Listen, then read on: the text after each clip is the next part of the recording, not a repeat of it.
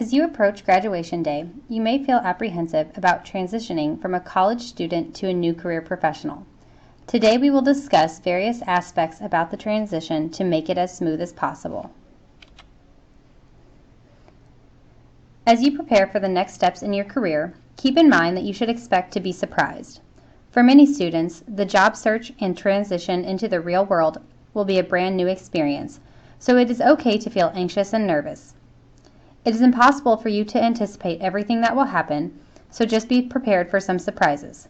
Also, it is important that you are realistic in your expectations.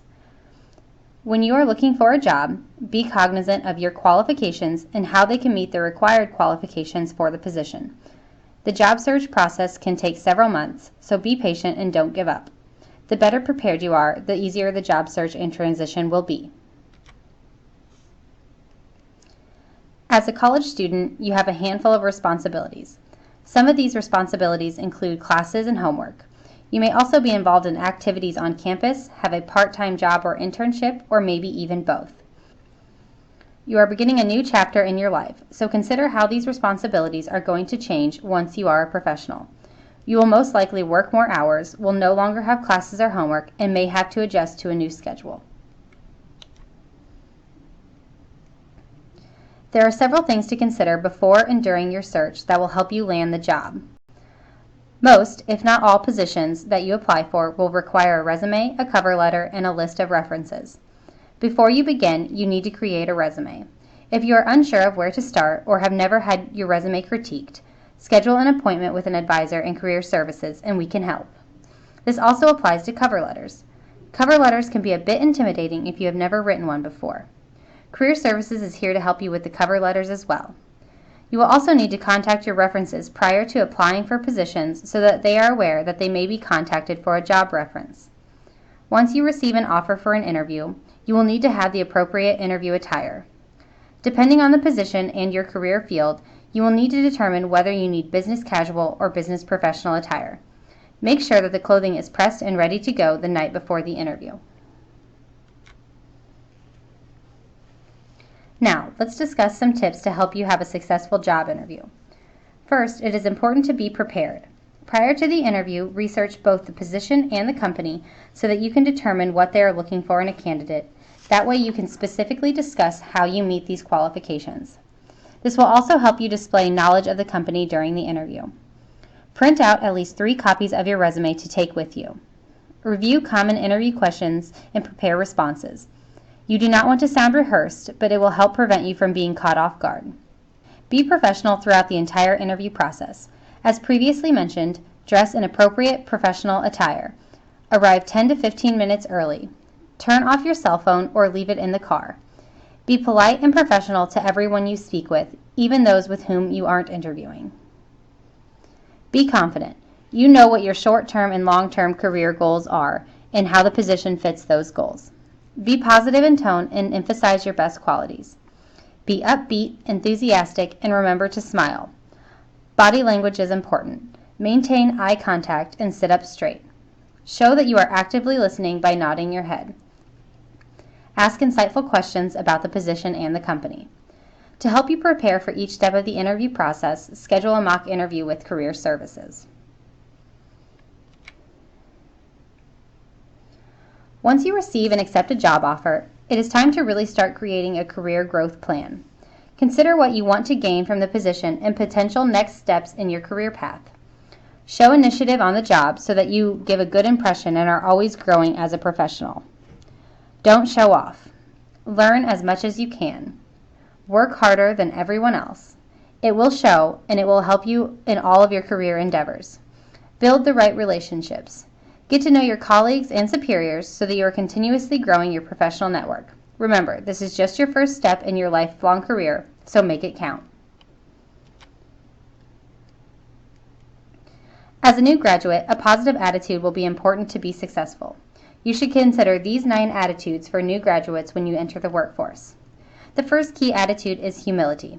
College is the foundation. It is not the end of your learning experience. The second is to always have a readiness to learn. It is important to your employer that you understand how much you have yet to learn, and your employer wants to see your willingness to learn it. The third is readiness to change. In your new work environment, flexibility is key. Your manager may have explained something in one way one day and the next change his or her mind. Be willing to adapt to these changes. The fourth is respect. Understand why the organization is the way it is before criticizing it. You need to give respect before you can expect to have it. The fifth is to be confident. Be confident about your potential, combined with humility about being new, as well as realism about what you can do. The sixth is to have an open mind. Avoid preconceived notions about what work should be like, how things should be done, and what you are supposed to do. The job you were hired to do may change or be different from your perception of what the job was when it was described to you. New and different is part of being flexible. The seventh is to have long-term perspective. In the work environment, your development occurs over the course of many years, not a semester. It is important to see how what you are doing today will benefit you in the future. The eighth key attitude is based on your work ethic. Professional life is more demanding than college. Show up early, stay late when needed, volunteer for projects, and work extra hard to learn. More effort is required in your first year than in later years. You will receive a good label by going the extra mile and doing whatever is asked of you, no matter how trivial it may seem. The ninth is an overall positive attitude. In college, complaining is pretty common. You probably complained about professors or homework or tests. Complaining is just not appropriate when you are new, even if more senior employees are doing so. There are many differences between the educational environment in college and the organizational environment. Compare and contrast the cultural differences between college and your first year of work so that you feel more prepared to make the necessary changes to thrive in a new environment.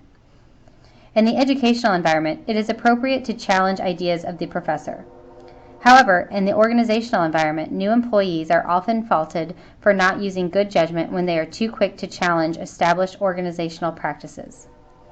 Many supervisors see this as having no respect, but in classes you are rewarded with class participation points. This is what you have learned during your time in the educational system. It is not wrong to question an established practice, however, timing and tenure with a company is of the utmost importance when change is brought up. Another difference is that education expectations and tasks are laid out in black and white. In the work world, this is not the case. You will need to feel your way through the forest to find the right path versus being given a map. Your observation skills will be very important in the world of work. In classes, you receive frequent feedback with grades on papers. However, frequently requesting feedback from your employer can be viewed as being insecure. It is not inappropriate to ask for feedback on your performance, but you should not expect as much as you received as a student.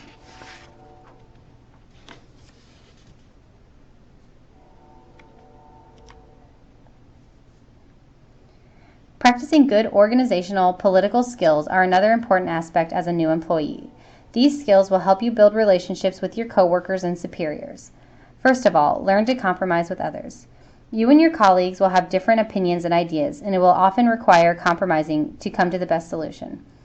As you are making decisions and plans, involve others in the process so that you can get different opinions. Also, understand the players in every activity. In other words, know who plays a role in each activity and who will be affected so that they can be included as necessary. Learn good negotiating skills. Not all battles are worth fighting. Understand which ones are worth fighting and which ones aren't. Learn to build coalitions with people who agree with you on an issue. That way, you are not always battling issues alone. It will help when you need to explain your standpoint on a topic or issue and helps you avoid going out on a limb by yourself. Learn what the different political issues are and understand who has the power and who wants the power. Finally, as a new employee, avoid these first job traps. Avoid gossip.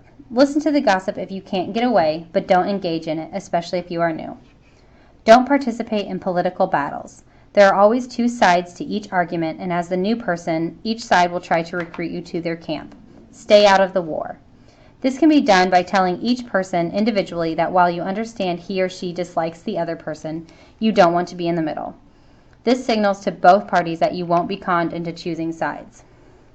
Try not to revolutionize your job. This is where a label of immaturity may be placed if you try to change your job before you even really get to know your job.